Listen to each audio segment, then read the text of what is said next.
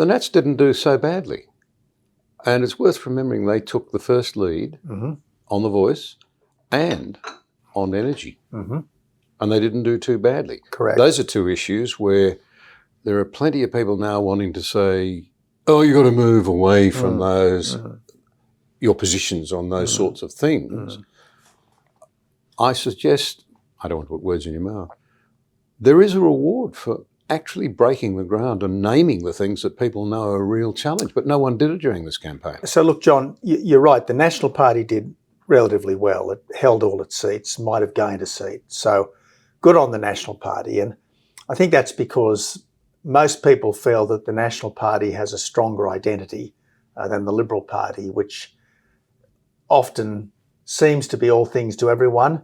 Sometimes it tries to be all things to everyone, which is no good. I mean, we need to reaffirm what are our core instincts and tendencies, if you like, and Howard often used to say that the Liberal Party is the custodian, as you'd remember, in this country of the liberal instinct of J.S. Mill and the conservative tradition of Edmund Burke.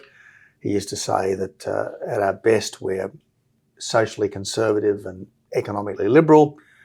I suppose I had a slightly different take on it. I used to say that as Liberals we support smaller government, lower taxes, greater freedom. As Conservatives we support the family, small business, institutions and values that have stood the test of time. But above all else, as patriots, we think this is the best country in the world to live and we want to keep it that way. Our great equities, as far as the voter is concerned, have always been economic management and national security.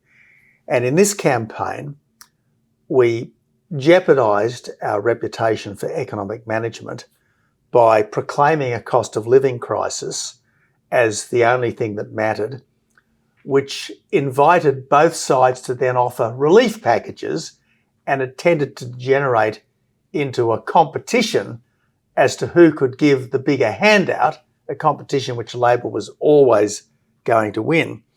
And as for national security, well, we left it till well into the last fortnight of the campaign, after probably 1 million or 2 people had already voted, before announcing a defence policy, which was just a funding envelope without any significant content in terms of the kind of military forces that we would need now and into the future. So again, we badly let ourselves down.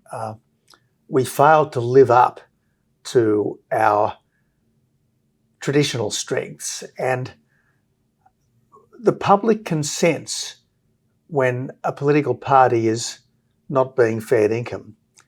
And it was as if we were saying to the people, look, you know that we're economically responsible. You know that we're strong on defence and national security, but we don't want to talk about that because what we're really trying to do is buy the votes of people who don't think and who will just go for whoever's going to offer them the next handout. And as I said, that's no way to win an election, and it's no way to conduct a political party that's interested in leadership as opposed to followership.